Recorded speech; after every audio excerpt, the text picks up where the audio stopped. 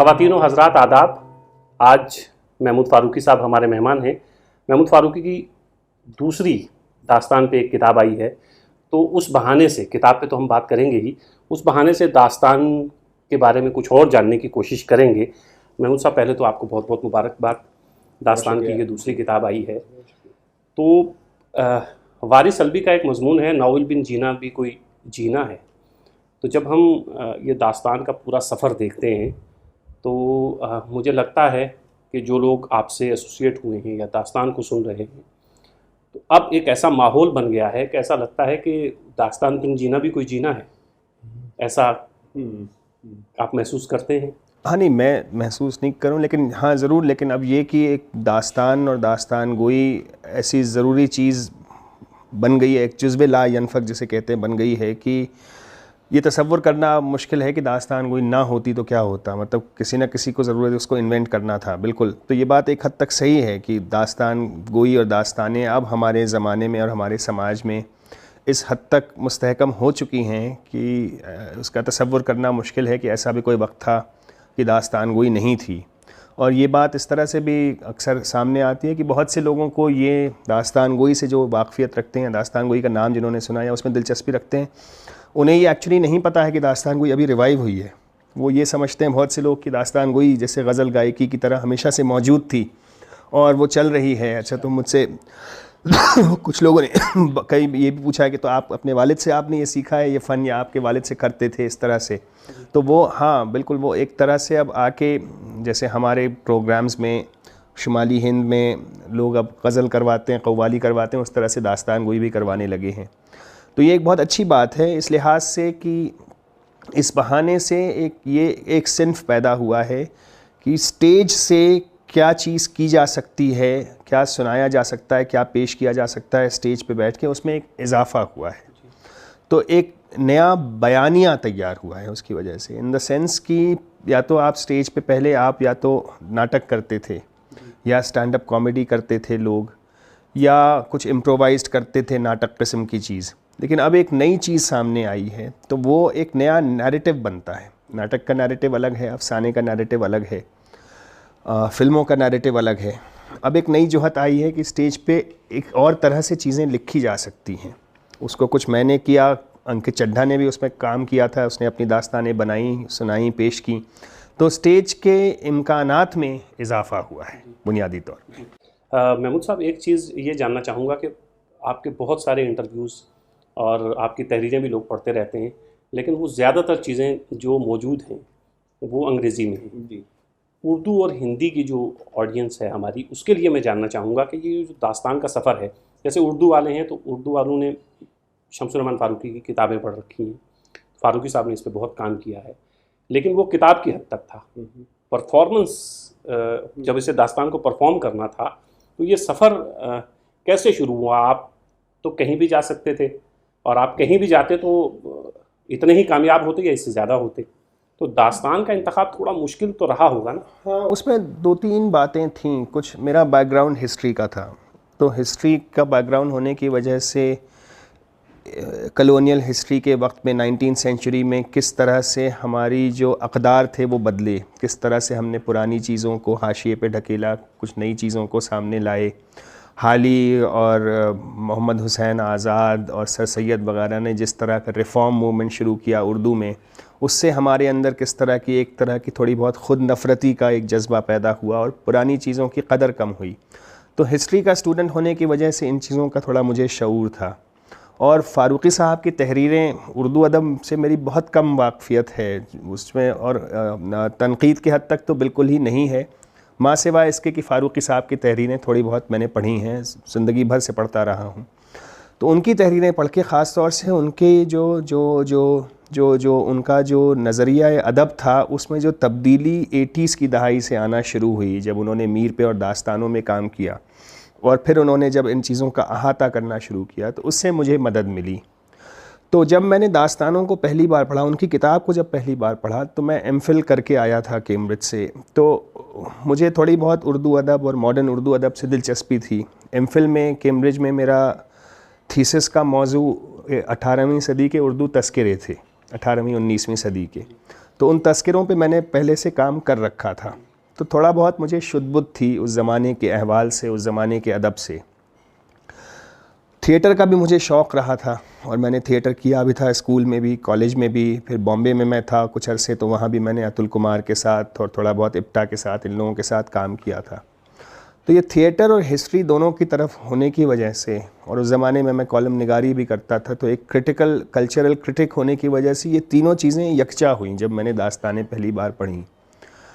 और जब मैंने तिलिस्म होशरुबा पहली बार पढ़ा तो मुझे ये एहसास हुआ कि भाई तिलिस्म होशरुबा का जो अदब है और तिलिस्म होशरुबा में जो ड्रामेटिक उनसर है, जो जिस तरह से ड्रामा है उसमें, वो ड्रामा बहुत ही आला दर्जे का है। उसमें जो डायलॉग है, उसमें जो प्लॉट है, उसका जो ह्यूमर है, जो मज़ाक है, जो उसमें जो कारकर्दगियाँ, तकनीकी कारकर्दगियाँ बतौर एक राइटर वहाँ बयान की जा रही हैं, उसने मुझे बहुत ज़्यादा मुतासर किया। तो मुझे ये लगा कि ये चीज़ सुनाए जाने का तकाज़ा कर रही है हमारे अहद में।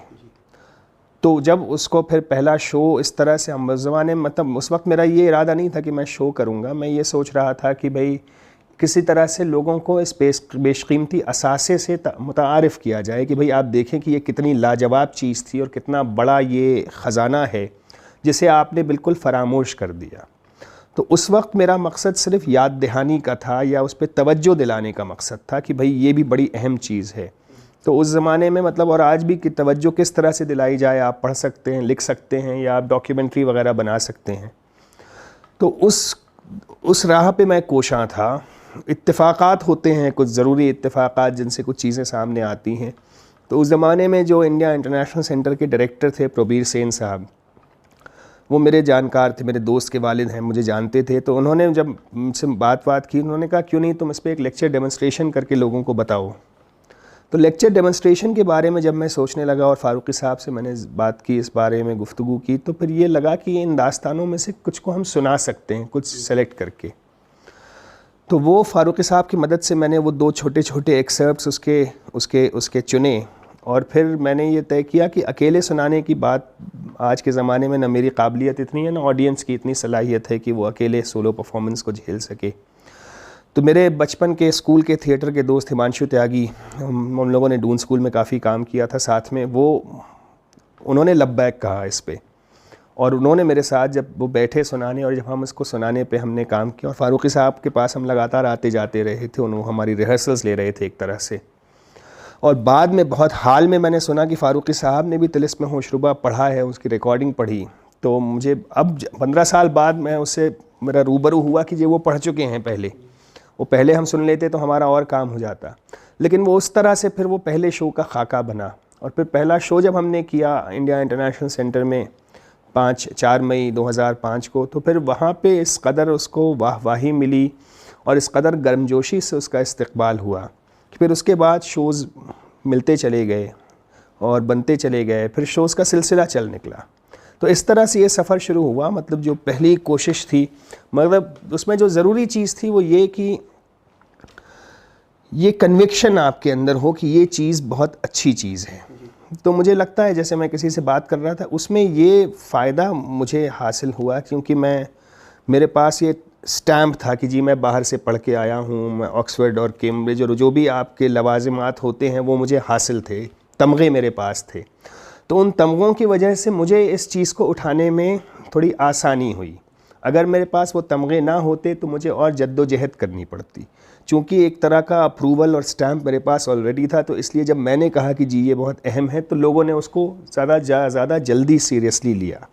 मुझे लगता है इससे थोड़ा सा फ़र्क पड़ा। तो और फिर ये कॉन्फिडेंस भी होना चाहिए कि, तो ये कॉन्फिडेंस हासिल करने के लिए शायद उस तरह का सफ़र ज़रूरी था। अगर मैं बीए में होता और ये चीज़ मेरे पास होती, मुझे पढ़ के अच्छा लगता और मैं कहता कि जी इसको सुनिए, तो उस वक्त शायद मेरे पास ये क्रेडिबिलिटी नहीं थी या मेरा वो स्टैचर नहीं था कि लोग उस पर उतना ध्यान देते। तो एक स्टैचर बनने के बाद चूँकि उसको उठाया, और फिर जाहिर सी बात है वो चीज़ अपने आप में जो भी कामयाबी है वो तिलिस्म होशरुबा की कामयाबी है। तो तिलिस्म होशरुबा और दास्तान अमीर हमज़ा की जो दास्तानें हैं, उनका वाक़या ये है कि उसमें जो ख़जाना है, अभी हमने अपने पैर की उंगलियां भी उसमें नहीं डुबोई हैं। वह 15 साल हुए हैं और उससे जो हम अक्स कर सकते हैं और जिसमें जो माल है, इस कदर माल उसमें पड़ा हुआ है कि अभी हम उसको निकाल नहीं पाए हैं। और उसकी वजह ये भी है कि मैं भाई एक उसके लिए देखिए पूरा एक तहरीक मूवमेंट चाहिए होता है। एक अकेले के लिए करना जितना मेरे बस में है मैं कर रहा हूँ, और मैं शायद और बेहतर कर सकता था। लेकिन एक तो वो बात है तिलिस्म होशरुबा की।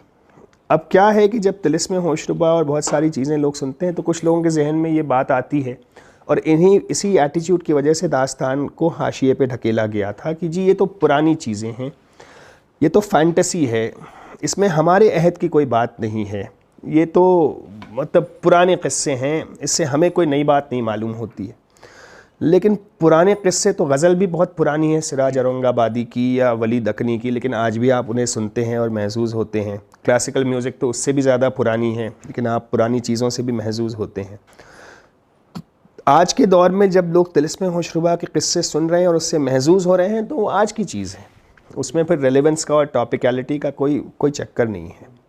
लेकिन हमारा जो समाज है जहाँ पे हम रह रहे हैं और जिस तरह का हमारा हिस्से मजाक बन गया है फ़नून लतीफ़ा की तरफ, हम उससे और तरह तरह के तकाज़े चाहते हैं। हम चाहते हैं कुछ गुफ्तगू हो जो बराह रास्त सियासत के बारे में हो, हम चाहते हैं कोई गुफ्तगू हो जो बराह रास्त हमारे तारीख़ के बारे में हो, हमारे हाल के बारे में हो, हमारे जो मसाइल हैं, समाजी मसाइल हैं, हमारे जो नफ्सियाती मसाइल हैं, हमारे जो तहज़ीबी और सक़ाफ़ती और सियासी मसाइल हैं, उनकी भी चीज़ें लोग सुने और सुनाएं।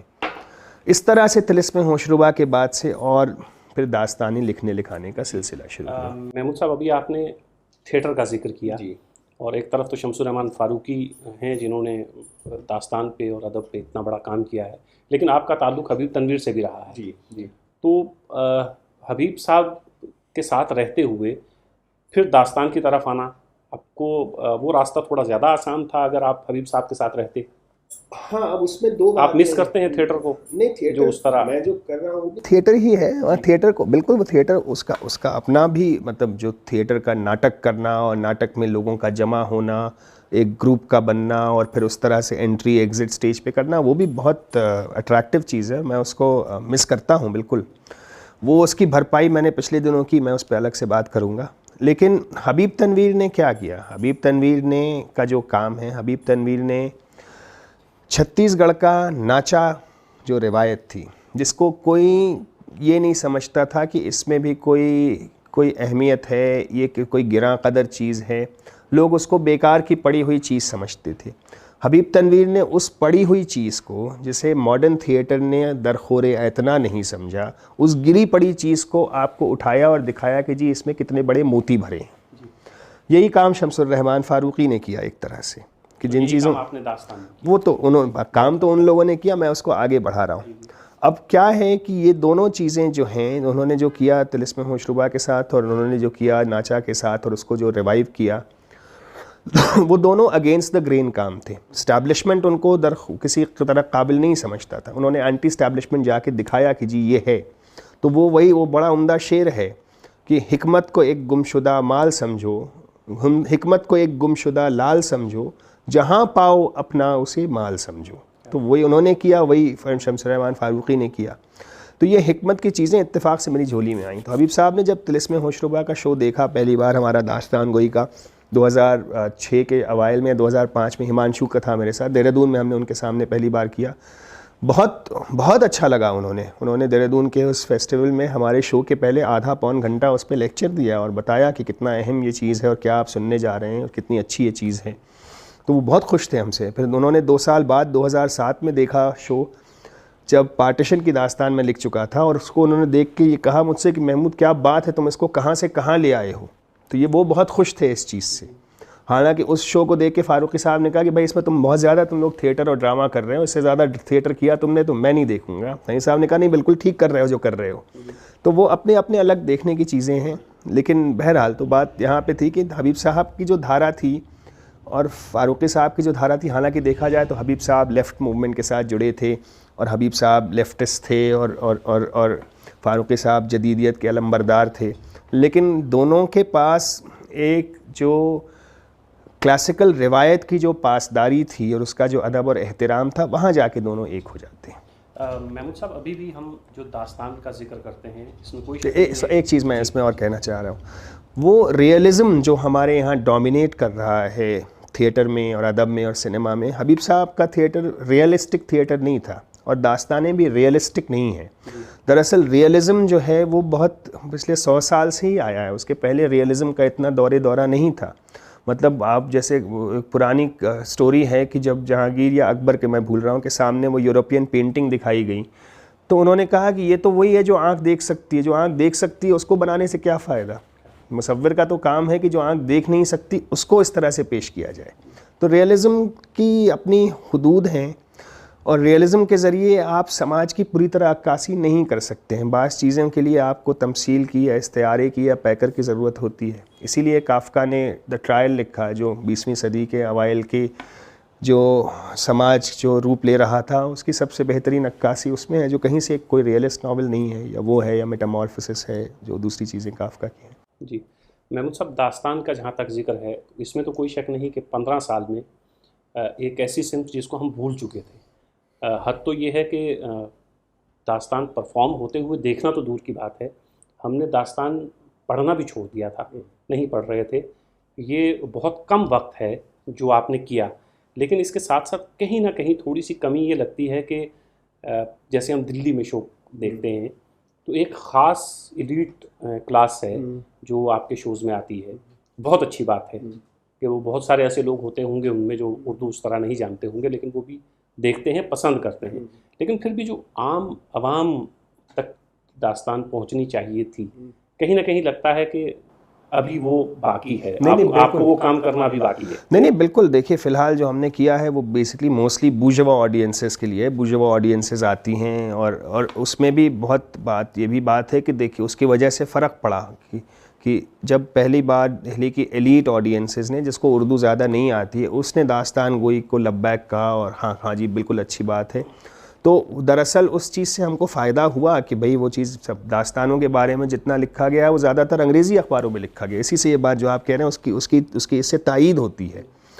उर्दू और हिंदी अखबारों में कम लिखा गया, मतलब शायद 10% लिखा गया है, 90% इसका जो है अंग्रेज़ी अखबारों में और अंग्रेज़ी मैगज़ीन्स में, और अंग्रेज़ी दां तबके ने इसको सराहा है और देखा है और आए गए हैं। अब सवाल ये है कि वो उसको वहाँ किस तरह पहुँचाया जाए।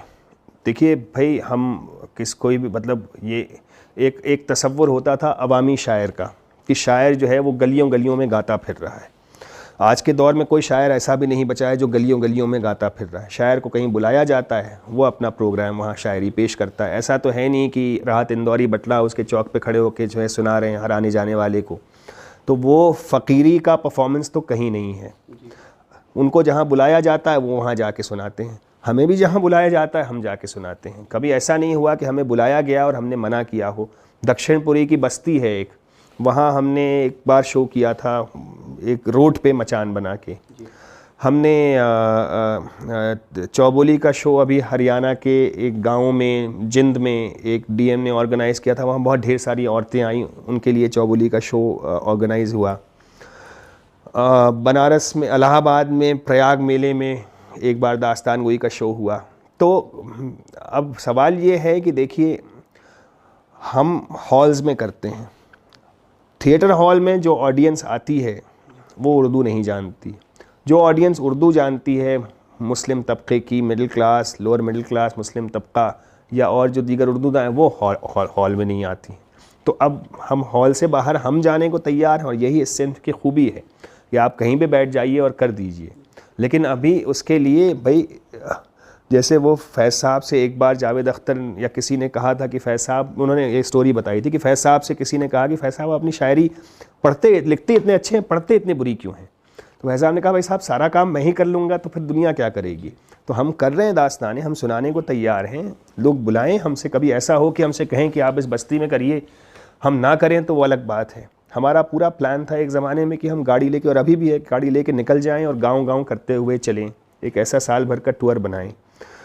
लेकिन कुछ चीज़ें हैं, कुछ चीज़ें हो पाती, नहीं हो पाती हैं। दरअसल देखिए भाई, अदब तो बहरहाल, अदब हो, सिनेमा हो, पैरेलल सिनेमा हो, सईद मिर्ज़ा ने या प्रकाश झा ने या उस ज़माने में सत्यजीत रे ने बहुत सारी फ़िल्में गरीबों के बारे में बनाई, पर उनको फ़िल्मों को देखने वाले तो गरीब नहीं थे। किसानों के बारे में जितनी फ़िल्म बनी है 2 बीघा ज़मीन, वो बहुत कम किसानों ने देखी है। तो बहरहाल एक लिबरल ऑडियंसेस के लिए होता है, एक लिबरल ऑडियंसेस के लिए किया जाता है। दास्तान गोई इस मामले में बेहद मुनफरद है और उसके सामने मौक़े ज़्यादा हैं कि वो कहीं भी सुनाई जा सकती है और उसको सुन के लोग महसूस हो सकते हैं। तो उसमें पोटेंशियल है कि प्रोसेनियम से बाहर जा सके। उस पोटेंशियल को किस तरह से कामयाब किया जाए, उसके लिए कोई 20-25 लोगों की टीम तो नहीं कर सकती। उसके लिए आपको 20-25 हज़ार लोग चाहिए करने वाले, जो जाएं और करें। तो वो धीरे धीरे होगा। मेरा महमूद साहब, एक चीज़ मैं जानना चाहूँगा कि जैसे आपने फरमाया कि अंग्रेज़ी अखबारात ने इनको कवरेज ज़्यादा दी, तो ये जो उर्दू जैसे आपको बुलाया जाए और आप परफॉर्म करें, लोगों तक ये चीज़ पहुँचे, तो उर्दू के बहुत सारे इदारे जो हिंदुस्तान में कायम हैं वो बहुत कुछ कर सकते थे इस सिलसिले में, आपकी मदद ले सकते थे। तो आपको क्या लगता है कि वो लोग आप तक क्यों उस तरह नहीं पहुंच पाए? क्या मतलब क्या कहना भाई, वो भी सरकारी इदारे हैं, बहुत पूरी सरकार है। हमने तो आज तक सरकार से भी कोई ग्रांट नहीं ली आज तक कभी। बहुत सारे ऐसे इदारे हैं जैसे गालिब इंस्टीट्यूट। नहीं, वो अब उनका अपने मसाइल हैं, मैं उस पर नहीं पढ़ना चाहता। खुदा का शुक्र है हमें उनकी ज़रूरत नहीं पड़ी, ना हमें उनके दरवाजे पे जाना पड़ा। वो जो भी कर रहे हैं, टेंट वाले वगैरह हैं, बिरयानी वाले वगैरह हैं, उनसे बहुत अखराजात होते हैं अकेडमीज़ के। लेकिन मेरा मामला मेरी उनसे हम उनसे क्या शिकायत करें। देखें, शिकायत का महल सिर्फ उर्दू इदारों से नहीं है ना, उनकी भी मतलब अपनी हुदूद हैं। वो भी कर लेते तो क्या कर लेते, वो हमको कौन सा आवाम के पास ले जाते, क्योंकि वो भी तो जो प्रोग्राम्स करते हैं वो अपने हॉल में करते हैं। हम जामिया जैसी यूनिवर्सिटी में भी करते हैं तो जामिया के हॉल में करते हैं, या हम मौलाना आज़ाद यूनिवर्सिटी में हॉल में करते हैं, पटना में खुदा बख्श इंस्टीट्यूट के हॉल में करते हैं। तो हॉल में तो बहरहाल जो भी आएगा वो मिडिल क्लास या लोअर मिडिल क्लास से होगा। आवाम तो हॉल में नहीं पहुँचते हैं ना, तो वो तो मसला रहेगा। वो अकेडमी से क्या शिकायत करनी, अकेडमी से शिकायत करना ऐसे ही जैसे सरकार से शिकायत करना। अब सरकार और अकेडमीज कर रही हैं जो कुछ कर सकती हैं, वो अपने कॉन्स्टिट्यूएंट्स को खुश रख रही हैं, जो भी अल्लाह उनको तौफीक दे और बेहतरी करें। महमूद साहब, अभी मैं एक आपका वीडियो देख रहा था, तो आप एजुकेशन सिस्टम के बारे में कुछ बता रहे थे। तो आपका फरमाना ये था कि जो स्कूल गया वो कल्चरली पुअर है और जो नहीं गया वो रिच है। ज़रा इसकी थोड़ी सी वजाहत करिए। दो बातें और हैं कि जो स्कूल गया हमारे यहाँ, हिंदी मीडियम का भी स्कूल गया, एक्चुअली उसकी उर्दू से शुद्ध कम हो जाती है, क्योंकि वो स्कूल में खड़ी बोली हिंदी पढ़ता है, फिर वो खड़ी बोली संस्कृताइज्ड हिंदी है, उसी पर तक महदूद होकर रह जाता है। आप वो लोग जो स्कूल नहीं गए हैं, वो उनके पास उर्दू के अल्फाज ज़्यादा हैं बनिस्बत उन लोगों के जो उर्दू नहीं गए। जैसे माफ़िक लफ्ज़ है, हम बम्बई में चलता है, उसके माफ़िक क्यों चल रहा है, वो मवाफ़िक से बना है। बहुत सारे ऐसे हज़ारों लाखों अल्फाज हैं। तो क्या होता है कि स्कूल जाने के बाद से आपका जो एक सिस्टमैटिक आपको जो एजुकेशन दी जाती है वो इतनी स्टैंडर्डाइज्ड है और इतनी महदूद है, और ख़ास तौर से हमारे यहाँ जो सिस्टम है रट्टा मारने का सिस्टम, उसकी वजह से आपका नॉलेज गेन बहुत कम होता है। तो मुझे लगता है लोग स्कूल जाते हैं, मैंने भी साइंस पढ़ी स्कूल में, आपने भी शायद 10वीं तक पढ़ी होगी। उस साइंस को पढ़ने से हमारा आज तक कोई फ़ायदा हुआ नहीं है, बल्कि हमने जो अपनी हिंदी की टेक्स्ट बुक में या उर्दू की टेक्स्ट बुक में कोई स्टोरी पढ़ ली, कोई कविता पढ़ ली, कोई ऐसी चीज़ पढ़ ली जिसको हम आज भी दोहराते हैं और याद करते हैं, उससे हमारा ज़्यादा फ़ायदा होता है। तो मुझे लगता है कि स्कूलों में साइंस वगैरह पढ़ाना बंद कर देना चाहिए। लोगों को थोड़ा शायरी पढ़ाना चाहिए, थोड़ा म्यूज़िक पढ़ाना चाहिए।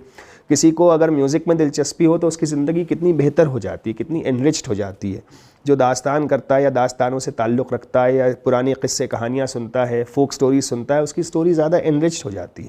तो ये मेरा बुनियादी तौर पे थोड़ा लुब्ब लुबाब है कि स्कूल के, अब हमारे यहाँ तो भाई स्कूल जाना, कॉलेज जाना सब कंपलसरी है। हालांकि स्कूल कॉलेज में किसी ने क्या पढ़ाई की, क्या हासिल किया, स्कूलों से ये फ़ायदा ज़रूर होता है कि आपको छोटे उम्र में ही पता लग जाता है कि समाज कितना ब्रूटल है, और समाज की सारी गंदगियाँ आपको स्कूल के जवाब घर में महफूज थे, वो समाज में वो बच्चे आपको, बाकी बच्चे बता देते हैं। आप बुली करके, आपको रैग करके, आपके साथ आपके नस्ली और मजहबी और ज़ाती तफरीक करके और डिस्क्रिमिनेशन करके और वो रेशल अब्यूज़ वगैरह करके। जी महमूद भाई, एक दास्तान जैसे एक एलीट क्लास आपको सुनने आती है जी, लेकिन दास्तान आवाम तक पहुँचे उसके लिए आज के ज़माने में ये जो डिजिटल दुनिया है इसमें और बहुत सारे ज़राए हैं। जैसे बहुत सारी वेब सीरीज़ चल रही हैं, नेटफ्लिक्स है, कुछ ऐसा है। तो हमारी दास्तान के, क्योंकि जो नेटफ्लिक्स देख रही है, वेब सीरीज़ देख रही है, वो वही ऑडियंस है जो आपको सुनने भी आती है, लेकिन उसके साथ साथ एक बड़ी ऑडियंस ऐसी है जो महरूम है इन सब चीज़ों से। तो क्या वो दास्तान में इतनी ताकत है कि उसके ऊपर एक वेब सीरीज़ बनाई जाए और फिर वो मकबूल भी हो? नहीं, वेब सीरीज़ तो दास्तान में जो जो नैरेटिव है, जो तिलिस्म होशरुबा में नैरेटिव है, वो वेब सीरीज़ का मतलब वो गॉड ऑफ थ्रोन्स का और गेम ऑफ थ्रोन्स का वो बाप है। उसके ऊपर कोई किसी में इस्तिताअत हो बनाने को बैठे तो जो इन्वेंटिवनेस है तिलिस्म होशरुबा की, और जो मैजिक और जो सोर्सरी और जो बयान है, उसका तो कोई हिसाब ही नहीं है। वो तो मतलब कोई बैठे को लगे तो उसको पता चले कि जी क्या क्या इसमें हो सकता है।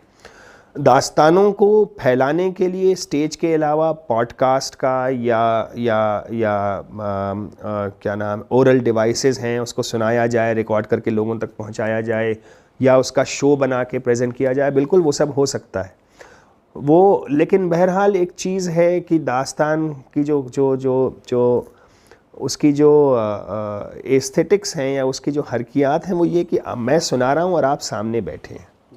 तो वो सुनने वाला और सुनाने वाला जब सामने लाइव बैठते हैं तब वो बात बनती है। म्यूज़िक में तो देखें, आपने रिकॉर्ड करके सुना दिया तो ठीक है, वो बात आपको आ गई। लेकिन दास्तान म्यूज़िक से ज़्यादा एम्बॉडीड परफॉर्मेंस है, यानी कोई जिस्म बैठा है, उसके हरकत और सकनात हैं, उसके चेहरे के तासुरात हैं, उनसे आप चीज़ों को ग्रहण करते हैं। तो कम्युनिकेशन का जो मामला है वो सिर्फ सेमांटिक तक महदूद नहीं है, यानी कि लफ्ज़ का मतलब अगर आपको पता है तो आप समझ जाएंगे कि क्या हो रहा है। बहुत दफ़ा ऐसा हुआ है कि हम बहुत मुश्किल उर्दू सुनाते हैं और लोगों को नहीं समझ में आता है कि उस लफ्ज़ का क्या मतलब है, लेकिन भाव उनको समझ में आता है क्योंकि उन्होंने आवाज़ का उतार चढ़ाव पकड़ा, चेहरे का तासुर पकड़ा, हमारी हरकत और सकनात को पकड़ा, उससे उनको लीड मिलती है। तो दास्तान सुनने और देखने दोनों की चीज़ है। अब आप उसको अगर रिकॉर्ड करके प्रेजेंट करते हैं, अगर बहुत अच्छी रिकॉर्डिंग हो तो शायद, जाहिर सी बात है, लोग यूट्यूब पे देख रहे हैं चीज़ें और उससे महजूज़ हो रहे हैं और पसंद कर रहे हैं, तो ऐसा हो सकता है, बिल्कुल ये भी हो सकता है, बिल्कुल उसमें मतलब कोई अच्छा करने वाला हो तो क्या नहीं हो सकता है। महमूद साहब, अब आपकी किताब की तरफ आते हैं। ये आपकी दास्तान गोई की दूसरी किताब है। तो इससे पहले एक किताब हम लोग पढ़ चुके हैं, वो किताब हिंदी में शाया हुई और उर्दू में भी। एक सवाल तो ये है कि ये दास्तान गोई की दूसरी किताब अभी हिंदी में हमारे हाथ में है, उर्दू में करीब आने वाली है। उर्दू में कब तक आएगी? और अभी इस किताब का अब वाक़या ये है, देखिए हम जिस समाज में रह रहे हैं उसमें हिंदी में उर्दू कहीं ज़्यादा बिकती है और पढ़ी जाती है बनिस्बत उर्दू में उर्दू के। अब ये अलमिया है, लेकिन ये वाक़या है कि फैज़ साहब जितना हिंदी में ख़रीद के पढ़े जाते हैं उर्दू में नहीं पढ़े जाते हैं। ये बात शायद मीर और गालिब पे भी लागू होती है। हमारे अहद में जितनी चीज़ें मीर और गालिब पे लोग, या जितना भी उर्दू अदब है, मैंने उस दिन देखा दैनिक जागरण का टॉप 10 पोइट्री हिंदी की जो है, उसमें से 8 उर्दू के शायर थे। तो ये बात जो है आप राहत इंदौरी से जाके कहिए और वसीम बरेलवी से जाके कहिए और इन लोगों से भी पूछिए कि उनकी किताबें हिंदी में ज़्यादा क्यों बिक रही हैं। तो फैक्ट ये है कि इसके भी पढ़ने वाले और जानने वाले हिंदी में ज़्यादा हैं। किताब उर्दू में आ रही है ज़रूर, लेकिन जो समाज की सिचुएशन है वो ये है जी। तो महमूद साहब, ये जो किताब पाकिस्तान में नहीं है सिचुएशन, जी जाहिर है, वहाँ उर्दू पढ़ने वाले लोग ज़्यादा हैं। तो ये जो आपकी किताब है, अभी 2 दिन पहले हमारे ही एक प्रोग्राम में इसका इजरा भी हुआ शमीम साहब के हाथों, और शमीम साहब का एक जुमला जो बहुत लोग पसंद कर रहे हैं और वो यूट्यूब सोशल मीडिया पे बहुत, वो वीडियो एक छोटा सा है कि ज़िंदा मौजज़ों में जो मैंने मौजज़े देखे हैं उनमें महमूद फ़ारूकी एक मौजज़ा है। वो तो ज़र्रा नवाजी है उनकी, इसमें क्या नहीं, बहुत शमीम साहब बहुत थे।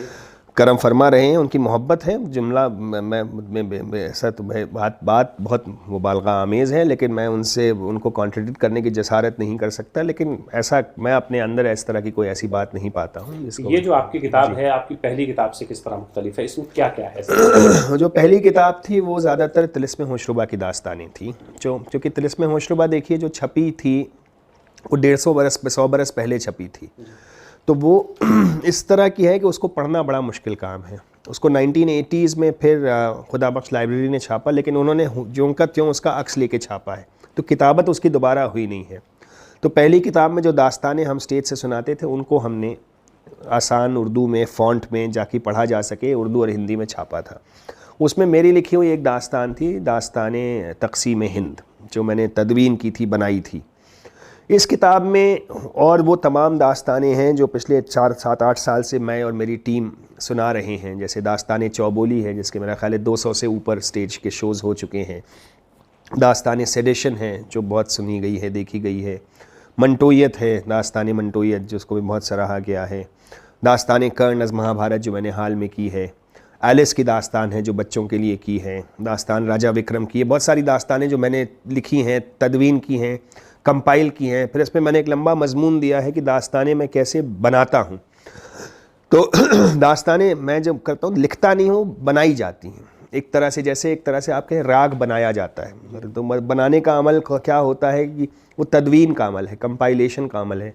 उसमें हर हर्फ मेरा नहीं होता है, हर लफ्ज़ हर सतर मेरी नहीं होती है। मैं लेकिन चीज़ों को यकजा करता हूँ, उस तरह से जमा करने का जो चीज़ है, तब जाके वो दास्तान की बुनत बनती है। दास्तान की बुनत बनाने में ज़ाहिर सी बात है शायरी का बहुत अहम रोल है। किस तरह का नैरेटिव है, उसमें किस तरह का उठान है। अफसाने को स्टेज से नहीं सुनाया जा सकता। जब मैं मंटोयत पे काम कर रहा था तो मैंने बहुत इस पर घूम फिर के मैं आया, लेकिन स्टेज से, क्योंकि वो चीज़ पढ़ने के लिए बनाई गई, ये चीज़ सुनाने के लिए है, तो जाहिर सी बात है उसमें फ़र्क है। सौतियात में फ़र्क है, उसकी लफ्ज़ियात में फ़र्क है, उसके अंदाज़े बयान में फ़र्क है। जो चीज़ सुनाने के लिए बयान की जाती है उसमें तकरार होता है, एक ही बात को बार बार कहा जाता है। कई तरह की चीज़ें होती हैं, उसमें एक तरह की एक औरल क्वालिटी होती है जो आपके कानों को भाए, तो जुमलों की साख्त अलग हो जाती है। और कोई ज़रूरी नहीं है कि आप उसमें बिगिनिंग, मिडिल और एंड बदल जाता है। मैं आपसे गुफ्तगू कर रहा हूँ, यहाँ तक मैंने गुफ्तगू की, मैंने छोड़ दी गुफ्तगू। मेरे पास कोई कंपल्शन नहीं है कि मैं ऐसे की तरह ए से लेके जेड तक आपको समझाऊँ। तो इस किताब में वो तमाम जदीद मॉडर्न दास्तानें हैं जो हमने तदवीन की हैं, जो हमारी टीम बहुत सुना रही है, बहुत पसंद की गई हैं दास्तानें। और उसमें एक मसला ये भी था कि उन दास्तानों को जो YouTube वगैरह से लेके लोग सुना रहे थे, और मैंने शुरू से एक्चुअली कभी इस तरह के मैंने किया नहीं कि कॉपीराइट करूं या कोई ग्रुप बना के रजिस्टर कर लूं या कोई ग्रांट ले लूं, क्योंकि मैंने खुश अक़ीदगी से ये काम शुरू किया था और मुझे ये लगा था कि खुश अक़ीदगी से लोग साथ आएंगे और जुड़ेंगे।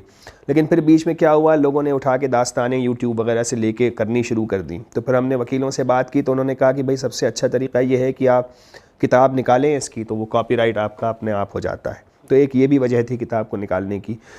लेकिन सबसे बड़ी वजह ये थी कि वो काम एक यकजा हो, ताकि लोग पढ़ें और देखें कि जी ये हैं चीज़ें जिन्हें पिछले 10-15 साल से सुनाया जा रहा है।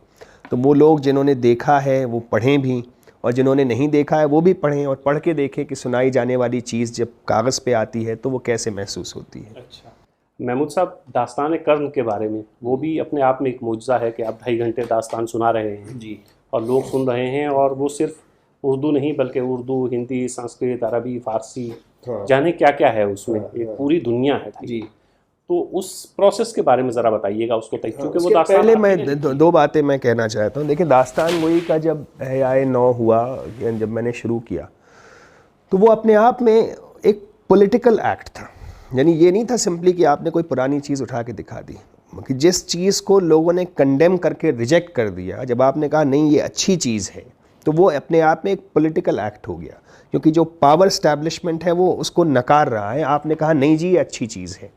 तो उर्दू इस्टेब्लिशमेंट के लोग जिन्होंने दास्तान गोई को किनारे पे डाल दिया था, उनके ख़िलाफ़ एक रेजिस्टेंस का एक्ट हुआ। थिएटर, जो मॉडर्न थिएटर है, जिसने दास्तानों को बिल्कुल किनारे पे डाल दिया और पारसी थिएटर को बिल्कुल रिजेक्ट कर दिया, उससे हमने ये कहा कि नहीं जी ये स्टेज से सुनाए जाने की बड़ी उम्दा चीज़ है। तो वो एक पॉलिटिकल एक्ट था। फिर बहुत मुश्किल उर्दू को स्टेज से सुनाना और उससे कहना कि हम किसी एक लफ्ज़ का आपको मीनिंग नहीं बताएंगे। आजकल कोई गज़ल सिंगर, बल्कि आज तो मुशायरों में भी शायर भी जो है अपना समझाते हैं, और ट्विटर पे लोग शायरी डालते हैं तो उसका हिंदी अंग्रेज़ी में मतलब बताते हैं। मैंने शुरू से ही इसका मैंने कहा बिल्कुल मैं कोई मतलब नहीं बताऊंगा, ये मुश्किल उर्दू है, अगर आप नहीं समझते हैं तो आपकी गलती है। तो एहसास कमतरी में ऑडियंस को मुब्तला करना, ये एक पॉलिटिकल एक्ट था। लेकिन सबसे बड़ा पॉलिटिकल एक्ट था जिस तरह से, जिस डिज़ाइन जो अनुषा ने इसका बनाया था कि तख्त होगा, बहुत ही सिंपल सफ़ेद चादर होगी, बहुत सिंपल सफ़ेद कॉस्ट्यूम होगा, ये नहीं कि उस पर 50 हुक्के रख दिए जाएंगे, 50 तामझाम रख दिए जाएंगे, क्यूरियोस जो आपको किसी भी मुस्लिम सोशल में मिल सकते हैं, नहीं, उनसे हमने बिल्कुल दरगुजर किया, सादगी को पकड़ा, क्योंकि हमारा नैरेटिव और टेक्स्ट बहुत ज़्यादा रिच था। लेकिन उसमें देखिए दुपल्ली टोपी जो है वो आजकल कोई नहीं पहनता है, बचपन में हम पहनते थे। उस दुपल्ली टोपी का ताल्लुक़ गांधी कैप से है, उस दुपल्ली टोपी का ताल्लुक़ वो हिंदू कैप जो आती है उससे है, उसका ताल्लुक़ रामपुर की जो कैप आती है उससे है, उसका ताल्लुक़ होली की कैप से है। दुपल्ली टोपी हमारी टोपी है। वो जो स्कल कैप जो पहनते हैं वो हमारा नहीं है, मतलब अब हमारा हो गया है। मैं नहीं कहता कि कोई तलवार चला के सबको मना कर दूं वो पहने, लेकिन बहरहाल दुपल्ली टोपी का पहनना अपने आप में एक पॉलिटिकल एक्ट है। चौड़ी मोहरी का पैजामा पहनना अलीगढ़ कट पैजामे का रिजेक्शन है, उसको वापस लाना, उस अंगरखे को वापस लाना जिसको आपने किनारे पे डाल दिया, ये सब चीज़ें, तमाम चीज़ें एक पॉलिटिक्स के तहत उभरी हैं। ऐसा नहीं है कि मतलब हमारे पहले किसने कौन अंगरखा पहन के कहीं आ जा रहा था, लेकिन जब वो हमने कहा कि नहीं जी ये बड़ा खूबसूरत ड्रेस है, इसको हम वापस लाना चाहते हैं, यही हमारा कॉस्ट्यूम है, तो वो ऐसा नहीं था कि वो कॉस्ट्यूम एकदम से हमने मतलब कि ऑटोमेटिक चॉइस था। कोई चीज़ दास्तान गोई के रिवाइवल में ऑटोमेटिक चॉइस नहीं थी, वो एक सोची समझी पॉलिटिक्स से उभर के आई है, एक एक्ट ऑफ कंटेस्टेशन और रेजिस्टेंस है। अब दास्तान कर्ण की जो बात है वो मैंने बहुत ख़ास हालात में लिखी थी। मैं एक ऐसी जगह महबूस और महदूद किया गया था जहाँ मेरे पास ज़राए और वसाइल बहुत कम थे, लेकिन वहाँ एक लाइब्रेरी थी जिसके बारे में मैंने लिखा भी है, जहाँ पे महाभारत की सारी जिल्दें मौजूद थीं। तो मैं गोरखपुर में पैदा हुआ जहाँ गीता प्रेस है, गीता प्रेस में 1-2 बार गया भी हूँ, लेकिन गीता प्रेस का हिंदी अदब, हिंदी मजहबी अदब में वही मुकाम है जो 19वीं सदी में नवल किशोर का था उर्दू प्रेस में। तो गीता प्रेस के वो महाभारत के बहुत से एडिशंस रखे थे। तो फिर इत्तेफाक से किसी वक्त किसी ने इनविटेशन दिया था कि महाभारत पे कुछ करना है, तो बाहर कोई था नहीं, तो फिर मैंने कहा कि नहीं कुछ करते हैं, तो मैंने महाभारत को पढ़ना शुरू किया। सुना तो हम सब ने है महाभारत और मालूम है, वाक़फ़ियत है, लेकिन क्या है महाभारत। मैंने अपनी पहली किताब अगर आप पढ़ेंगे तो उसके जो मेरा जो मज़मून है वो उसके आखिर में मैंने ये लिखा है कि मेरी ख्वाहिश है कि कभी महाभारत लोगों को दोबारा सुनाऊं, रामायण लोगों को दोबारा सुनाऊं, हीर रांझे के किस्से सुनाऊं, बहुत सारी चीज़ें जो सुनाई जाती थी उनको दोबारा लेके आऊं। तो मैं बहुत शुक्रगुज़ार हूं ऊपर वाले का कि मुझे ये मौका मिला कि मैंने जो ख्वाहिश का इजहार किया था उसे पूरा करने का मुझे अहलियत दी और मुझे मौका मिला। तो जब मैंने महाभारत पढ़ी और फिर मैंने उसके पहले इंतज़ार हुसैन की चीज़ें पढ़ी थी और फिर फ़ारूक़ी साहब की बहुत सारी चीज़ें पहले से पढ़ रखी थी, तो मुझे इल्म था कि जनाब 19वीं सदी में 2500 रामायणें उर्दू में लिखी गई हैं, 2500 गीताएँ उर्दू में लिखी गई हैं। वहाँ इंडिया ऑफिस लाइब्रेरी जो पहले हुआ करती थी, जो अब ब्रिटिश लाइब्रेरी में है, वहाँ कैटलॉग है ब्लूम हार्ट का और दूसरे लोगों का कि 19वीं सेंचुरी में क्या क्या छपा है। तो वो मैं पहले जब मैं स्टूडेंट था तो मैंने उसकी स्टडी किया था, तो मुझे मालूम था कि बेशकीमती ख़जाना हिंदू रिलीजन का, हिंदुइज़्म का उर्दू में छप चुका है और मौजूद है। फ़रीना मीर की बेहतरीन किताब आई थी पंजाब के बारे में और पंजाब के कल्चर के बारे में, जिसका मैंने रिव्यू किया था, तो उसमें भी यही सब चीज़ें बहुत सारी थीं। तो बहुत सारी वाक़फ़ियत मुझे पहले से थी। तो उस दास्तान को सुनाने के पीछे 2 चीज़ें हैं। एक तो ये कि देखें जी, महाभारत सुनाई जाती थी पहले, श्रुति की रिवायत है, उसमें दर किस्सा है। वो कहते हैं वो ऋषि ने फ़लानी जगह बैठ के सुनाया, उन्होंने कहा जी मैंने उनसे सुना था, उन्होंने कहा जी मैंने उनसे सुना था। तिलिस्म होशरुबा बिल्कुल ज़बानी रिवायत है, तो बिल्कुल ही साफ़ मुमासलत है कि जी ज़बानी रिवायत जो सुनाने की चीज़ थी सीना बसीना चली आई थी, बहुत बाद में उसे लिखा गया। तो जो चीज़ सुनाए जाने की चीज़ थी उसको अब सुनाना जाना मफकूद हो गया, बंद हो गया, कोई सुनाता नहीं है, तो उसको वापस सुनाया जाए पहले। तो फिर उसमें बहुत सारी चीज़ें जो उर्दू में लिखी गई थी उनको डाला जाए। उसके पीछे भाई बताना है हिंदुस्तानियों को, भाई लोगों, ये जो महाभारत थे ये आप ही का नहीं है, हमारे बुज़ुर्गों ने इसमें बहुत, हम सब का है, क्योंकि हमारे बुज़ुर्गों ने बहुत इस पर काम किया है। बादशाह अकबर के ज़माने में इस पर काम हुआ है, आसिफुद्दौला के ज़माने में लोगों ने लिखा है, इस पर उर्दू में लिखा है, फ़ारसी में लिखा है। तो महाभारत को या रामायण को ये कह देना सिर्फ कि ये संस्कृत की या हिंदी की चीज़ है, ये तारीख़ के रूह से गलत बात है। ये उर्दू की भी चीज़ है, फ़ारसी की भी चीज़ है। तो ये बात लोगों को बताना कि जी ये आपका ही नहीं, हमारा भी उतना ही है। और ये बात उर्दू वालों को बताना और मुसलमानों को भी बताना कि भाई ये तो आप ही के जद्दे अमजद और आप ही के बाबा लिख के गए हैं, ये कोई मैं कहीं बाहर से तो चीज़ ला नहीं रहा हूँ कि मैंने उर्दू में लिख दी है। ये तो चीज़ें उर्दू में पहले से मौजूद हैं। तो जो चीज़ आप ही की विरासत है मैं उसी को आपके सामने पेश कर रहा हूँ। तो इसमें ये डबल पॉलिटिक्स है। अब देखिए पाकिस्तान में शानुल हक हक़ी ने गीता का तर्जुमा किया है बैठ के, वहाँ पे खलीफा अब्दुल हकीम ने गीता का तर्जुमा किया है।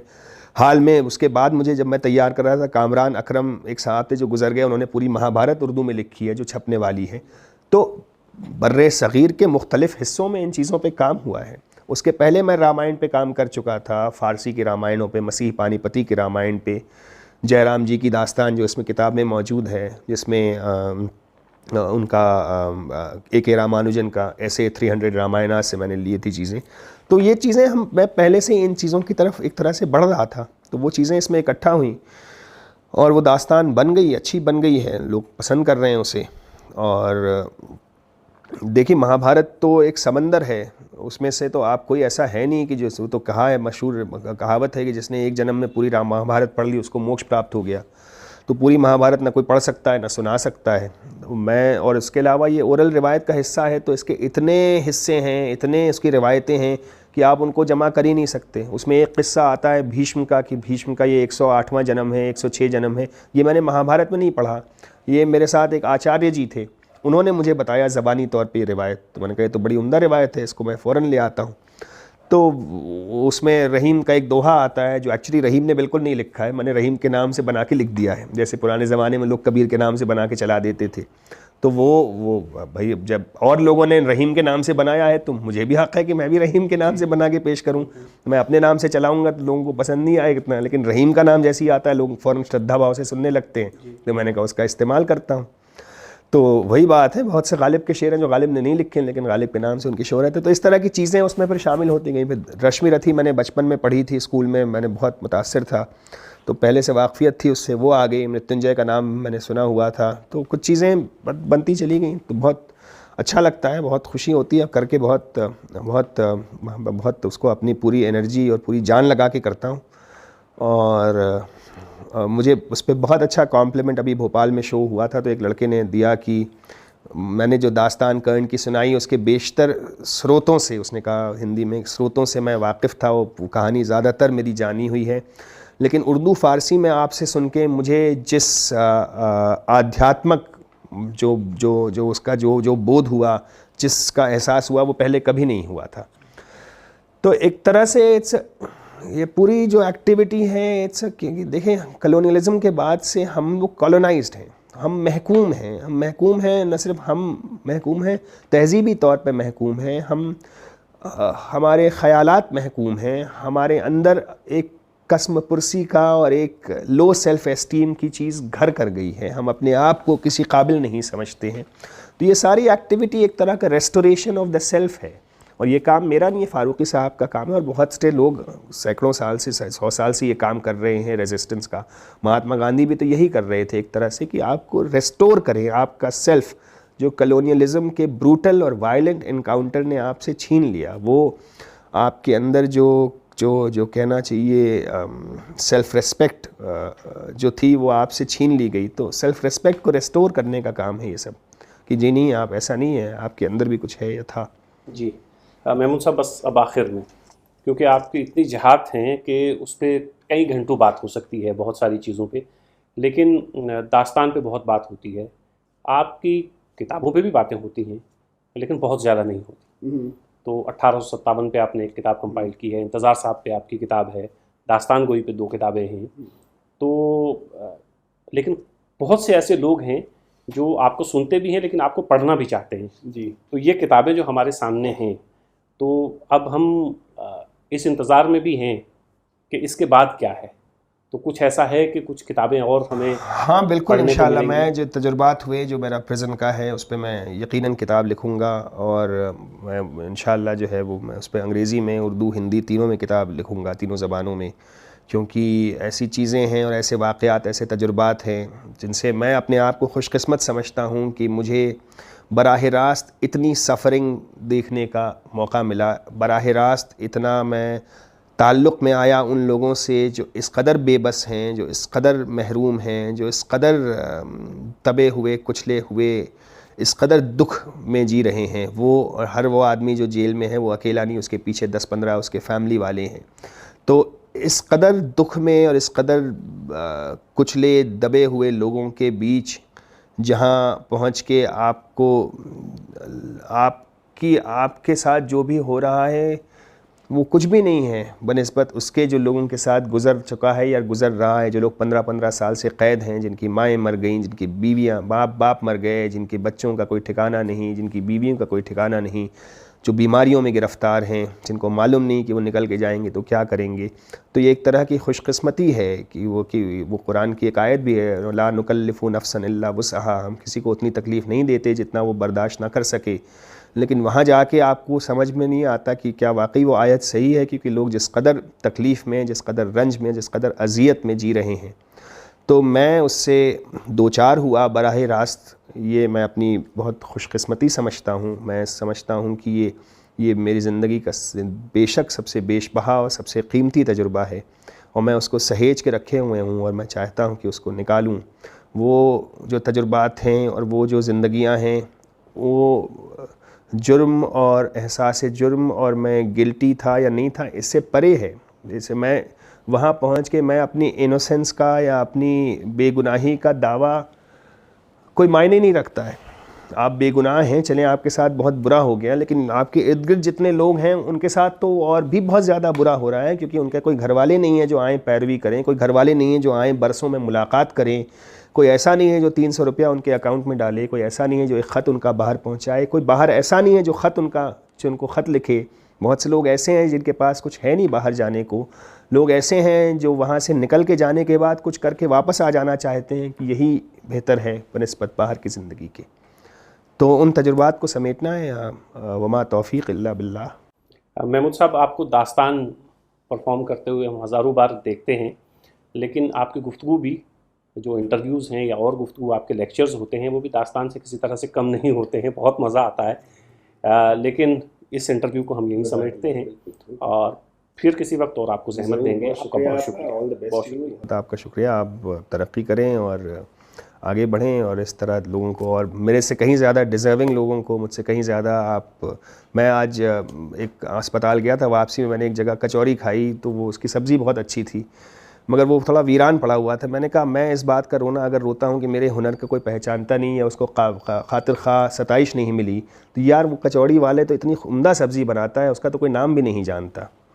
या वो सेमल का फूल जो हर सीज़न में गिर जाता है ज़मीन पे और कोई उसको उठाने वाला नहीं होता और गाड़ियाँ उसको कुचल देती हैं। तो खूबसूरती का ना सराहे जाना, तो ये तो इस कदर दुनिया में होता रहता है कि हम किससे महरूम ये किस्मत की शिकायत करें। बहुत शुक्रिया।